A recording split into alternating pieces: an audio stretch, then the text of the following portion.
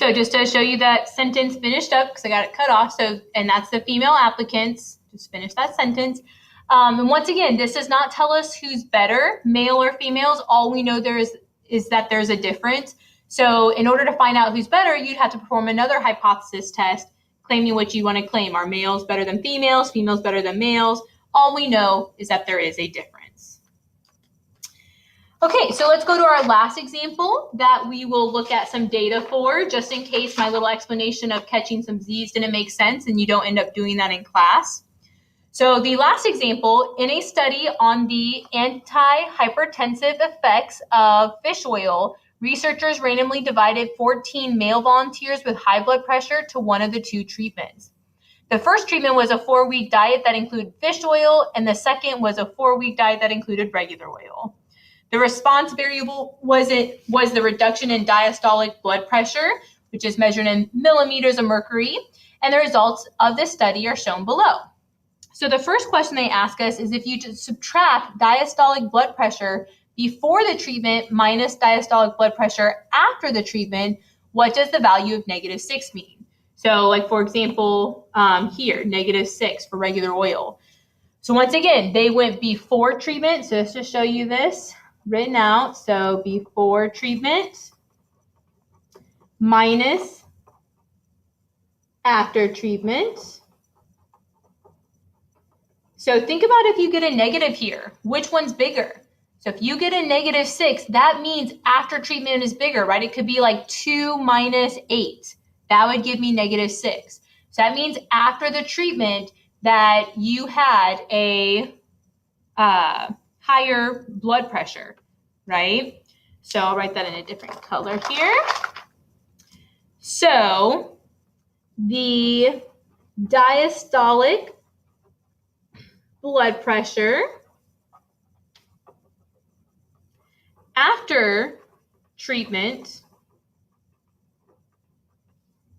is higher by 6 millimeters than before the treatment. So essentially for that one particular case, that means that your blood pressure was not lowered, which is not what they're trying to show. So what we're going to try to show in this one is assuming the conditions have been met. Once again, how nice of them. We don't have to check any conditions for two sample. We're going to perform a hypothesis test to see if fish oil really helps lower diastolic blood pressure. That means that we want the blood pressure after the treatment to be lower than before the treatment. So once again, we saw if it's negative, that means that it's higher. We want it to be lower. So the null hypothesis, let's see the null hypothesis. We want the mean of the fish oil to equal the mean of the regular oil. So we want fish oil to equal regular oil. Not necessarily what we want, but that's what we have to assume is true, right? And once again, off to the side, I'll say fish oil for F, and R is regular oil.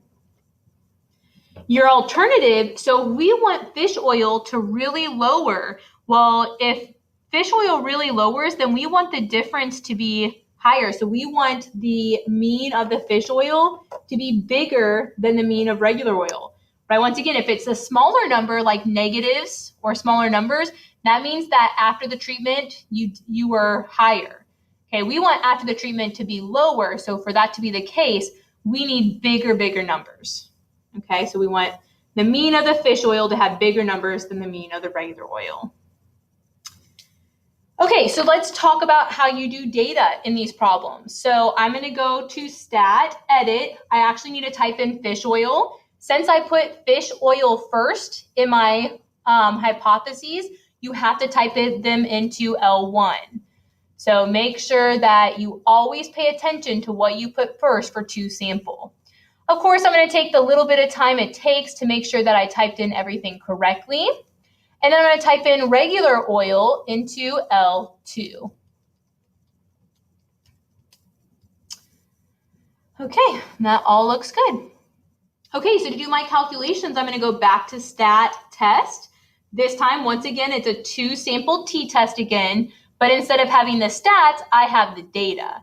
So the data, I typed my first fish oil into L1, my regular oil into L2, frequency list you just leave alone.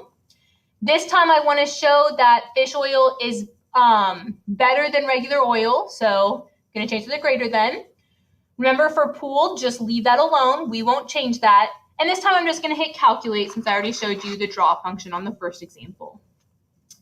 So my t-test statistic is going to be 3.070, just with rounding, right? 0.69, that 5 makes that 9 round up to a 10.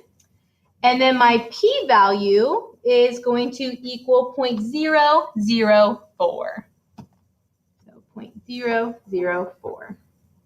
And if I had to shade this, t is equal to 3.070. Since I wanted greater than, it's shade to the right. One-tailed test. So my conclusion, once again, we always start off comparing the p-value to alpha. So since the p-value is less than or equal to alpha, because remember alpha is 0.05, we would reject the null hypothesis. Once again, that means that it's statistically significant. Remember, if you're ever able to reject the null, we have found something that is actually statistically significant. So then we're going to talk about whether we have enough evidence or not. So if you can reject the null hypothesis, we have sufficient evidence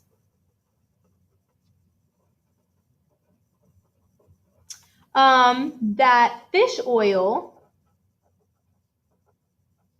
really helps to lower diastolic blood pressure, especially compared in this case to the regular oil. Okay, so that is how we change these things ever so slightly for to sample. So let's go ahead and flip to your homework for tonight. Let's see. That is going to be on page 13 and only page 13. So page 13, you only have 2 problems, one with data, one with stat, but I'm actually going to count this as 8 problems because remember your conclusion needs 2 sentences. So 8 problems, you're going to write your hypotheses, do your calculations. The conclusion is always 2 sentences. So make sure that you actually write 2 sentences for that. There are curves for you to shade. I highly recommend you practice shading those because we could definitely ask that for you to do on your test next Wednesday. So that is your 2 sample lesson. We'll come back and talk about intervals versus hypothesis testing and how they relate, just like we did a couple units ago. So see you then.